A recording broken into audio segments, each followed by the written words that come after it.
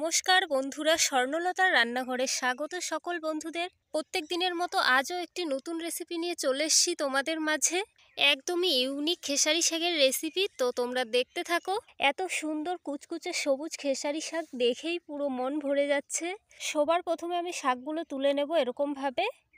এখান থেকে নেব, কারণ এইদিকে শক্ত হয়ে গেছে, এইদিকে একটু নরম রয়েছে। পুরো নরম শাকটা নেব শুধু।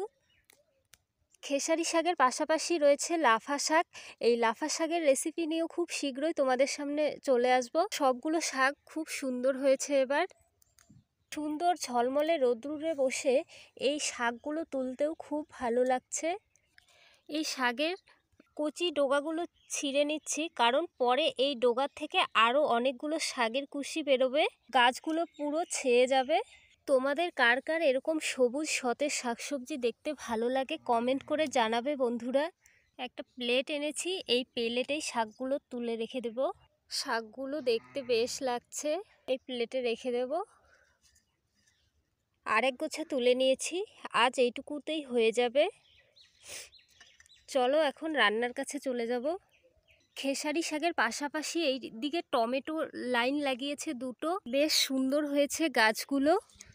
টমেটোর ফুলও এসছে, এদিকে অনেকগুলো টমেটোও হয়েছে ছোট ছোট। তোমরা যদি টমেটোর কোনো রেসিপি দেখতে চাও তাহলে আমাকে কমেন্ট করে জানিও। কাঁচা টমেটোর কোনো রেসিপি দেখতে চাইলে আমাকে কমেন্ট করে জানিও, অবশ্যই আমি তোমাদের সামনে নিয়ে আসব। একটা বাটিতে জল নিয়েছি, শাকগুলো ধুয়ে নেব। এদিকে একবার ধোয়া হয়ে গেলে অপর পাত্রে রেখে দেব। জল দিয়ে ভালোভাবে ধুয়ে জল ঝরিয়ে তুলে নেব। এই থালাতে রেখে দেব জল ঝরিয়ে। সবগুলো শাক জল ঝরিয়ে তুলে নিয়েছি এই থালায়। সবগুলো শাক খুব সুন্দরভাবে ধুয়ে নিয়েছি। এবারে শাকগুলো গুছিয়ে নেব হাতের মধ্যে এক গোছা। এবারে বটির সাহায্যে শাকগুলো কুচি কুচি করে কেটে নেব, একদম কুচি কুচি করে, ঠিক এরকমভাবে। তোমরা যেটা দিয়ে কমফোর্টেবল সেটা দিয়েই কেটে নেবে। ঠিক এরকমভাবে সবগুলো শাক কেটে নেব। সবগুলো শাক খুব সুন্দরভাবে ঝুরো ঝুরো করে কেটে নিয়েছি। ঠিক এরকমভাবে কেটে নিতে হবে সবগুলো শাক। এদিকে আদাটাও ছুলে নেব, ভালোভাবে খোসাটা ছাড়িয়ে নিতে হবে। আদাটাকে থেতো করে নেব। আদা থেতো করে নেওয়া হয়ে গেছে। এবারে ধুয়ে রাখা লঙ্কাগুলো কেটে নেব। ঝালটা তোমাদের পরিমাণ মতো দিবে। আমি খুব একটা ঝাল পছন্দ করি না, তাই 5-6টা লঙ্কা দিলেই হয়ে যাবে। যা যা মশলা উপকরণ লাগবে সব কিছু নিয়ে নিয়েছি। এদিকে আদা থেতো করে রাখা আর কেটে রাখা শাকগুলো মোটামুটি সবই তৈরি করে নেওয়া হয়ে গেছে। উনুন ধরিয়ে কড়া গরম করে নিয়েছি। প্রথমে সর্ষের তেলটা দিয়ে দেবো সর্ষের তেল, গোটা জিরে, থেতো করে রাখা আদা, দুটো শুকনো লঙ্কা, একটা তেজপাতা, সব কিছু ভালোভাবে মিশিয়ে নেব। কয়েকটা চেরা কাঁচা লঙ্কা দিয়ে দেবো, আবারও ভালোভাবে মিশিয়ে নেব। ফোড়নটা মিশিয়ে নেওয়া হয়ে গেলে কেটে রাখা শাকগুলো দিয়ে দেব, ভালোভাবে মিশিয়ে নেব।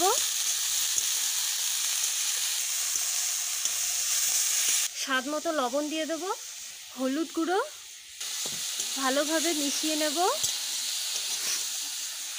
শাক সেদ্ধ হওয়ার জন্য একটু জল দিয়ে দেব, মিশিয়ে নেব ভালোভাবে।